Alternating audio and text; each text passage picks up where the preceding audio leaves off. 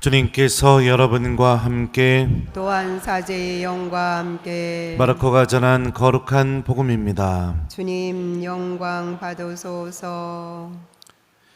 그때 예수님께서 고향으로 가셨는데 제자들도 그분을 따라갔다.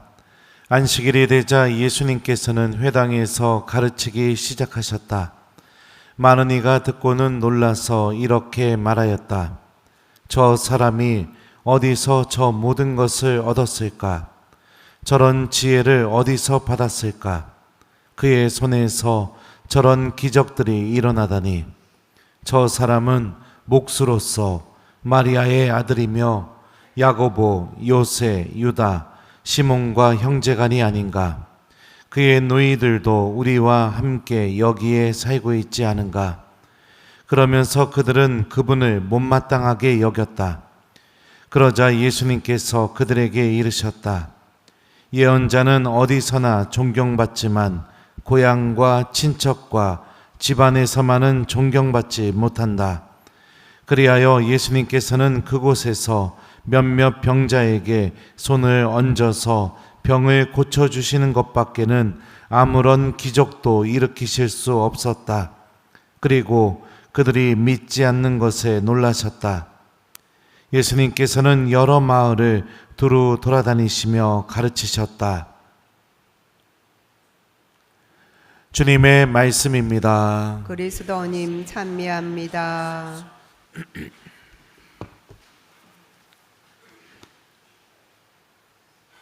오소서 성령님, 아무런 기적도 일으키실 수 없었다. 그리고 그들이 믿지 않은 것에 놀라셨다. 안녕하세요. 비 많이 오는데 어떻게 미사에 오셨네요? 비를 뚫고, 네, 이뻐라. 네, 하여튼 여러분들 이런 믿음 잘 간직하셨으면 좋겠습니다. 오늘 복음 말씀을 같이 한번 들어봅시다. 예수님이 자기 고향에 가셨어요. 나자렛이요. 가서 그곳에서 회당에서 가르침을 주시니까 많은 사람들이 어떤 반응을 보였을까요? 1번 감탄하면서 하나님을 찬미했다. 2번 못마땅하게 여겼다. 몇 번일까요? 네, 맞아요. 오늘 복음을 보면 그러면서 그분을 못마땅하게 여겼다 라고 이렇게 표현이 되어 있습니다. 못마땅하게 여긴 이유가 무엇이냐면 나자렛 사람들이 이렇게 말을 해요.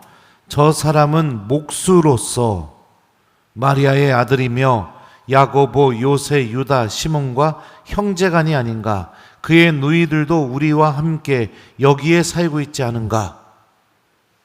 그러면 못마땅하게 여긴 이유가 뭐냐면 목수밖에 안 되는 놈이 내가 지 부모들도 다 알고 있고 지 가족들도 다 알고 있는데 이 생각에서 나오는 마음이 예수님을 못마땅하게 여기고 그리고 예수님을 믿지 못하게 되는 그런 불행한 결과를 낳게 되게 됩니다. 다 알고 있다는 마음, 상대방에 대해서요. 다 알고 있다. 내가 잘 알고 있다. 라고 이렇게 생각하는 마음, 그 마음이 믿음으로 향하지 못하게 만들고 하나님의 힘을 바라보지 못하게 만드는 거죠. 저희 참 부끄러운 이야기지만 제가 사제가 되고 나서 얼마 안 됐을 때 저희 가족들이 이렇게 다 같이 모이는 자리가 있었어요. 가족이라는 거는 큰아버지들부터 시작해서 온 가족이 다 모이는 자리가 있었는데 그때 저희 아버지가 그 셋째 큰아버지죠. 셋째 큰아버지 이야기를 운전하고 가면서 얘기를 하시는 겁니다. 옛날에 교리교사도 엄청 열심히 했었고 청년 때 신부님 쫓아다니면서 열심히 신앙생활하고 그랬는데 냉담하고 있어서 참 안타깝다고. 그래가지고 가족들이 이제 모인 자리에서 제가 그 얘기를 듣고 셋째 큰아버지 옆으로 쓱 갔어요. 가갖고서 제가 얘기를 했죠. 아이 큰아버지 예전에 신앙생활도 무진장 열심히 하셨다는데 이제 그만 냉담 풀고 성당 다니시지 그려 그랬거든요. 조카가 신부님인데. 그랬더니 큰아버지가 그 얘기를 하는 겁니다. 아이고 가긴 가야 되는데 참 성사 보기도 좀 그렇고 막 이러는 거예요. 아이 성사 나한테 보면 되죠. 내가 조카가 신부님인데 뭐가 두려워요.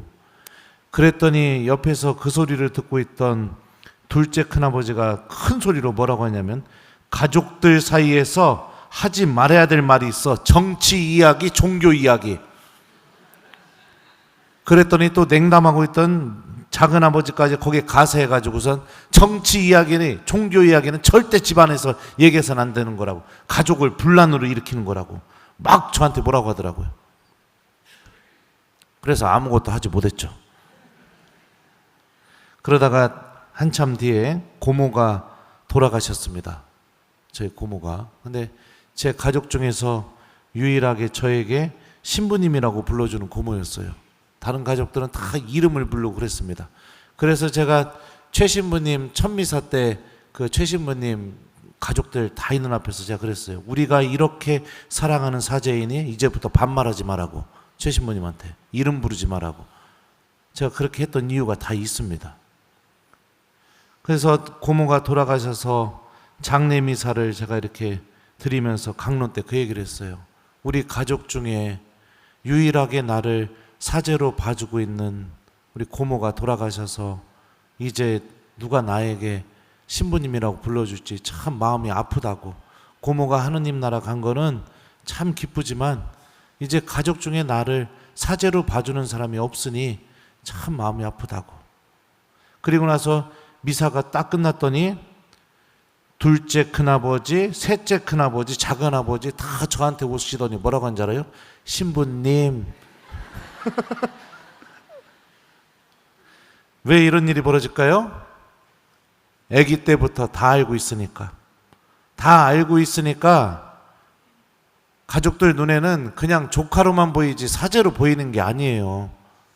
하느님이 저를 통해서 냉담하고 있는 그 마음의 문을 두드리고 있는 게 보이는 게 아니라 그냥 그 이야기는 가족들 사이에서 하지 말아야 될 이야기, 분란을 일으키는 이야기로만 생각을 하는 겁니다. 마치 나자렛 사람들이 목수인 예수님이 복음을 전하고 하느님의 말씀을 전하니까 목수밖에 안 되는 놈이 뭔 하느님이야, 지가 뭐야, 이렇게 생각하면서 예수님 안에서 드러나는 하느님의 힘을 전혀 보지 못했던 것처럼요. 만약에 예수님이 베드로와 야고보와 요한 앞에서 거룩하게 변모하셨던 것처럼 회당에서 당신의 하느님 모습을 보여주면서 말씀을 하셨다면 나자렛 사람들이 어떻게 바뀌었을까요? 엎드려서 경배하고 난리가 났겠죠. 난리가 났겠죠. 오늘 이 독서 말씀을 들어보죠. 바오로 사도가 이렇게 말합니다. 그러나 주님께서는 너는 내 은총을 넉넉히 받았다. 나의 힘은 약한 데에서 완전히 드러난다 하고 말씀하셨습니다. 그러니까 하느님의 힘은 약한 데에서 드러나고 있다고 바오로 사도가 우리에게 알려주고 있죠. 화려하고 힘있고 현란하고 크고 이런 방법으로 드러나는 것이 아니라 아주 약한 방법으로. 그래서 바오로는 자신의 약점을 자랑한다고.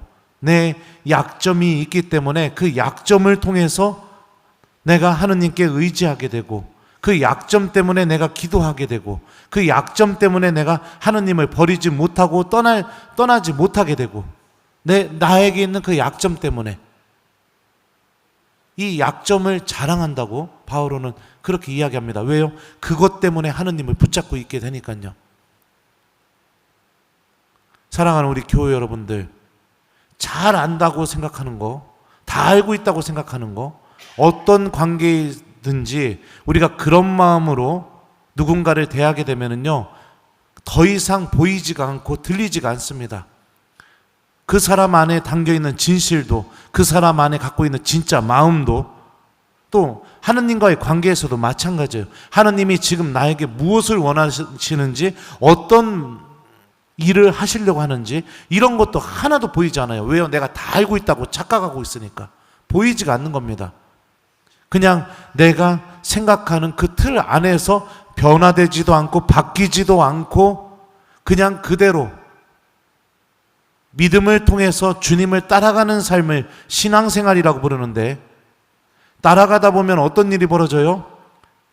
따라가는데 방해되는 거, 버리는 일도 벌어지게 되고, 갈림길에서 이쪽으로 갈까 아니면 계속 따라갈까 고민하다가 내가 가고 싶은 길도 포기하고 따라가는 일도 벌어지게 되고, 내 안에 변화라는 게 생긴다는 거예요. 당연히 생길 수밖에 없죠. 변화라는 게. 근데 다 알고 있고 익숙하고 내가 그런 생각 안에 젖어들게 되면 변화가 생기지 않습니다. 바뀌는 게 하나도 없어요. 보이지도 않아요. 느껴지지도 않아요. 그러면 신앙생활이 뭘까요? 주님을 따라가는 삶이 아니라 습관. 그것밖에 되지가 않는 겁니다. 얼마 전에 지난달인가 지지난달이었어요. 그 성령기도에 가서 강의하고 미사하고 안수해야 되는데 마음속에 걸리는 게 막 있었습니다. 근데 고해성사를 보러 가고 싶은데 원래 고해성사 보는 신부님이 있는데 우리 본당에서 좀 멀어요. 그 밤에 그 신부님한테 전화하고 가기도 좀 그렇고 큰일 났네요. 내일 안수해야 되는데 큰일 났네. 내일 가서 안수해야 되는데 막 이런 생각이 막 들고 있는데 우연치 않게 여러분들이 너무 사랑하는 우리 임신부님이 그 밤에 놀러 온 거예요. 사제가 문 열고 들어오면서 뭐요? 이러고 들어온 거예요. 그래갖고 이 얘기 저 얘기 하다가 제가 그랬습니다. 임신부님한테 형, 나 고해성사 좀 줘. 그랬더니 임신부님이 깜짝 놀라면서 무슨 동창끼리 고해성사 주냐고 됐다고 막 그러는 거예요. 나 고해성사 좀 줘. 나 내일 가서 강의도 하고 미사도 하고 안수도 해야 돼. 고해성사 좀 주라. 그리고 나서 이제 임신부님한테 성사를 보는데 임신부님이 성사 주는 내내 저한테 존댓말로 얘기해주고, 그리고 얼마나 용기가 나고 힘이 되는 말을 막 저한테 해줬는지 몰라요.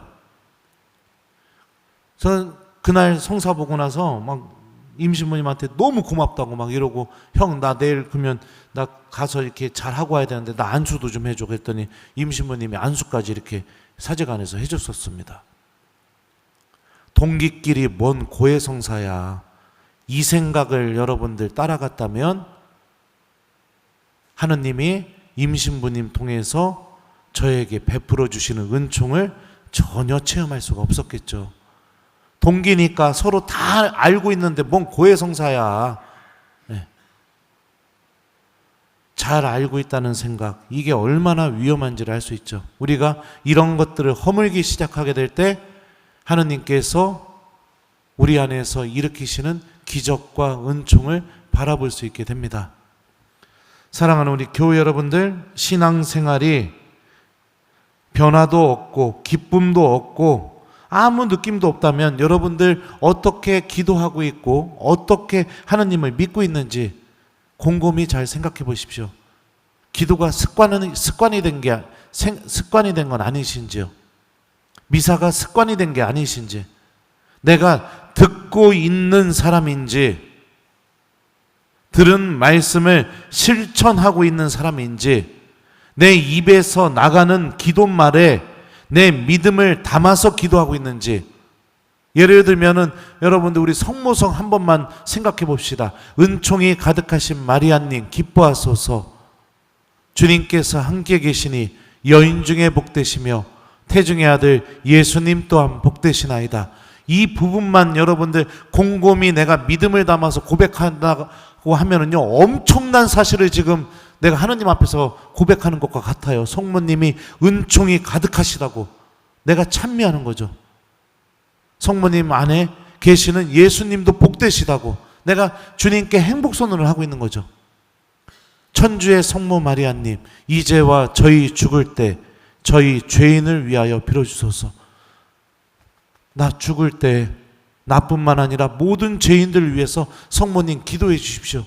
이렇게 청하고 있는 기도죠. 기도말 안에 담겨져 있는 의미들을 생각하고 거기에 믿음을 담아서 우리가 기도하기 시작한다면 다 알고 있다라는 그 생각이 바라보지 못하게 만들었던 하느님의 신비를 바라보게 만들어주고 체험하게 만들어주고 느끼게 만들어줍니다. 믿음이 자라지 못하는 이유, 원인은 다른 데 있지 않습니다. 바로 내 안에 있는 겁니다. 내 생각에. 사람들과의 관계도 마찬가지죠. 다 알고 있다는 생각 때문에 내 자녀 가슴 속에 어떤 마음이 담겨 있는지 전혀 모르는 상태로 살아가요. 잘 알고 있다는 생각 때문에 내 배우자가 뭐 때문에 아파하고 눈물 흘리고 있는지 전혀 모르면서 살아가요.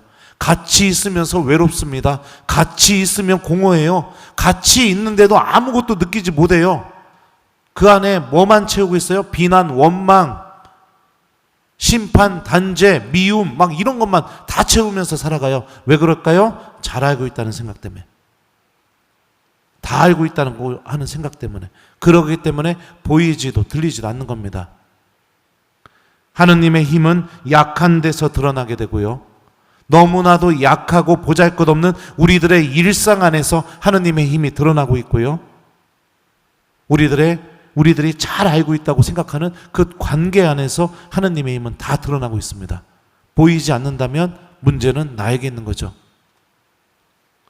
그러니 마음을 열고 좀 더 들어보려고 하시고 좀 더 곰곰이 생각해 보시고 좀 더 내 모습을 바라보고 성찰하려고 해봤으면 좋겠습니다. 그걸 하지 않으면 이 굴레에서 벗어나지 못하게 됩니다.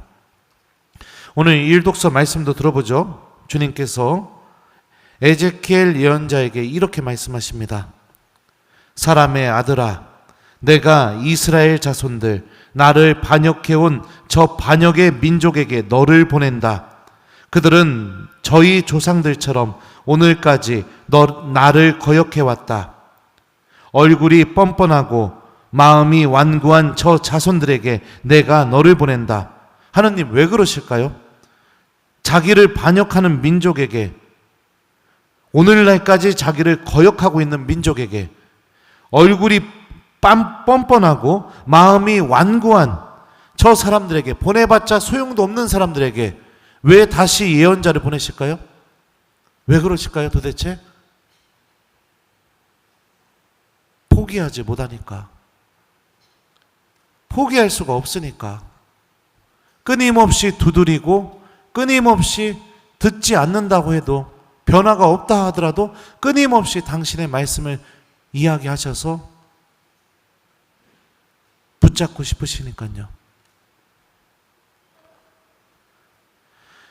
사랑하는 우리 교회 여러분들, 일독서 안에 담겨져 있는 이 하느님의 마음을 좀 헤아리시고 우리들이 하고 있는 기도, 하느님과의 모든 관계죠. 미사, 주님의 말씀, 그 안에 담겨져 있는 하느님의 은총을 내가 알아들으려고, 좀 보려고 우리가 노력해 봤으면 좋겠어요. 그리고 주님께서 맺어주신 이웃들과의 관계 안에서도 내가 그동안 보지 못했고 듣지 못했던 것들을 보고 듣는 사람이 되도록 노력해 봤으면 좋겠습니다.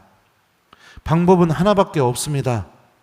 내가 마음을 열고 내 자신의 모습을 성찰하고 그리고 잘 보려고 노력하는 거, 그것밖에 없죠. 그리고 이웃들이 한 말을 좀 들어보고 들은 말을 좀 생각하고, 그렇게 되게 될 때 잘 알고 있다라는 그 생각, 다 알고 있다라는 생각이 만들어낸 전혀 바라보지도 못하고 듣지도 못하게 만드는 그 굴레에서 우리가 빠져나올 수 있고 벗어날 수가 있게 됩니다. 이번 한 주 동안 여러분들 이웃들 만날 때마다 마음속으로 좀 기도하면서 이웃들을 만나봤으면 좋겠어요. 숙제 드리는 거예요. 남편을 만나던 부인을 만나던 자녀들을 만나던 내 친한 친구들을 만나던 먼저 마음속으로 화살 기도를 좀 해봤으면 좋겠습니다. 주님, 저 사람 안에서 당신의 모습을 제가 볼 수 있게 저를 도와주십시오. 이렇게 좀 기도하고 우리가 이웃과 관계를 맺는다면 이웃들 안에서 드러나는 하나님의 은총과 힘을 우리가 분명히 체험할 수 있게 될 거예요. 또 두 번째 숙제는요, 기도할 때 나는 기도문 빨리 읽지 마라, 막 빨리 하지 마라, 막 그렇게 얘기하는 거 아니에요. 내가 내 입으로 하느님께 드리고 있는 기도 말에 의미를 좀 생각하면서 내가 기도해 보기, 요거를 좀 여러분들에게 숙제로 좀 드립니다. 내가 지금 묵주기도 바치면서 내 입으로 나가고 있는, 고백하고 있는 기도 말에 어떤 의미가 담겨 있는지 한번 생각해 보세요. 그러면은 여러분들 그 성모성 한 번으로도, 주님의 기도 한 번으로도 하나님의 은총을 충만히 체험할 수 있게 될 겁니다. 다 알고 있다, 내가 잘 알고 있다, 우리 이런 생각을 좀 버리고 마치 처음 세례받은 신자처럼, 마치 하나님에 대해서 처음으로 배워나가는 신앙인처럼 마음을 열고, 우리가 다 그 안에 담겨져 있는 의미들을 좀 찾고 알아보려고 노력하는 한 주, 또 이웃들과의 관계도 그렇게 좀 우리가 대해보는 한 주를 보냈으면 좋겠습니다.